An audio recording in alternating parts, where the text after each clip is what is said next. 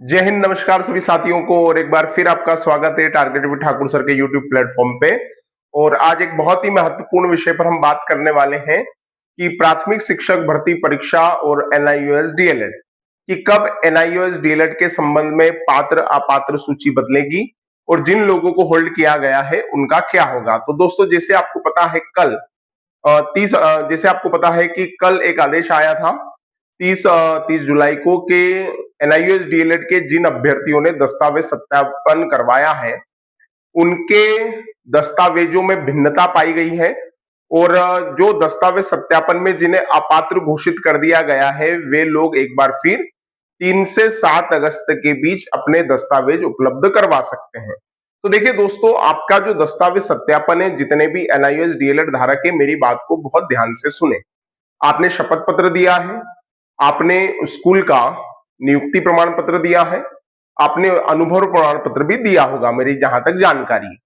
मेरी बात को अब गौर से सुनिएगा। एनआईओएस डीएलएड 2017 से 2019 के बीच हुआ और आपने अगस्त सितंबर माह 2017 में अगस्त सितंबर माह में अपना रजिस्ट्रेशन एनआईओएस डीएलएड के लिए करवाया था। उसके बाद स्कूल ने वेरीफाई किया कि संबंधित शिक्षक मेरे यहाँ सेवारत हैं और इन्हें एक प्रकार से अनुमति दी जाती है एनआईओएस डीएलएड करने की।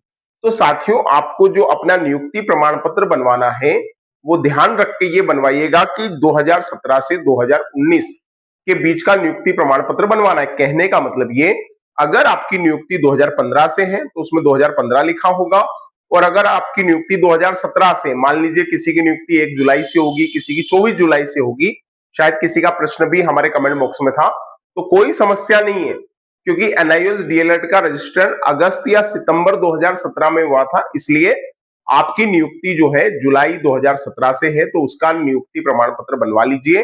अब नियुक्ति प्रमाण पत्र, अनुभव प्रमाण पत्र और आपका शपथ पत्र, एक ही बात बताता हूं सर कैसे। देखिए, आपका जो नियुक्ति प्रमाण पत्र है अगर 2015 से है, 2017 से है, तो ये उसी विद्यालय से है जहां से आपने एनआईओएस डीएलएड के लिए रजिस्ट्रेशन करवाया है। क्लियर है? अगर आपने 1 साल के बाद अपना विद्यालय बदल भी लिया है, क्लियर है, तो विद्यालय बदल लिया है तो सर क्या स्कूल वाले ने तो जो अनुभव प्रमाण पत्र दिया है उसमें 2 साल का अनुभव बना के ही नहीं दिया, उनने तो उस साल का अनुभव ही बना के दिया। कोई बात नहीं, 17-18 के सेशन में जिस वर्ष एनआईओएस डीएलएड का रजिस्ट्रेशन हुआ है आपने उसी समय का नियुक्ति प्रमाण पत्र लगाया और वहां का अनुभव प्रमाण पत्र लगाया। 18-19 में आपने अगर दूसरे स्कूल में पढ़ाया है तो वहां का अनुभव और नियुक्ति प्रमाण पत्र आप लगा सकते हैं। लेकिन एक बात ध्यान रखिएगा, एनआईओएस डीएलएड में आपके स्कूल को एक ही बार वेरीफाई किया गया है जब आपने एडमिशन लिया है। तो यहाँ पे जो भिन्नता मेरे ख्याल से आ रही है, ये भिन्नता जो है ये शपथ पत्र, नियुक्ति प्रमाण पत्र और अनुभव प्रमाण पत्र की भिन्नता के कारण आ रही है, जिस कारण आपको अपात्र करार दिया गया है। तो इसलिए आप चिंता ना करें, आपके दस्तावेजों में कोई ना कोई कमी है, अपने दस्तावेजों को पूरा करें और दस्तावेजों को पूरा करने के बाद एक बार फिर 3 से 7 अगस्त के बीच अपने दस्तावेजों के साथ डीपीआई में संपर्क करें और वहां पे दस्तावेज सत्यापन में शामिल हो। एक बार फिर आपके दस्तावेज आप प्रस्तुत कर सकते हैं, है ना? तो आपको पता है तारीख। एक और सबसे महत्वपूर्ण चीज, अगर आपका कोई ऐसा साथी है जिसका एनआईओएस डीएलएड हो और पात्र सूची में उसका नाम आया है, तो उसके जो दस्तावेज उसने लगाए थे उसकी फोटोकॉपी का सेट उसने जरूर करवाया होगा। तो उसके दस्तावेजों का एक बार आप निरीक्षण करें कि उसने किस प्रकार के दस्तावेज लगाए हैं। देखिए, एक और चीज है, कई एनआईओएस डीएलएड धारक है, उनने एनआईओएस डीएलएड तो कर लिया लेकिन उस समय वो सेवारत नहीं थे। ये भी एक बहुत बड़ा सच है।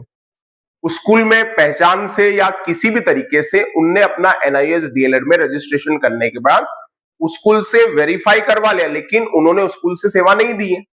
अब ऐसे लोगों को स्कूल ने नियुक्ति प्रमाण पत्र देने से शायद मना किया या वे नियुक्ति प्रमाण पत्र उपलब्ध नहीं करवा पाए। तो जब वे नियुक्ति प्रमाण पत्र उपलब्ध नहीं करवा पाए तो कहीं ना कहीं उनके दस्तावेज पूरे ना होने के कारण उन्हें अपात्र घोषित कर दिया गया। तो आप ध्यान रखें, आप अपना शपथ पत्र, अपना नियुक्ति प्रमाण पत्र बहुत सही तरीके से बनवाएं।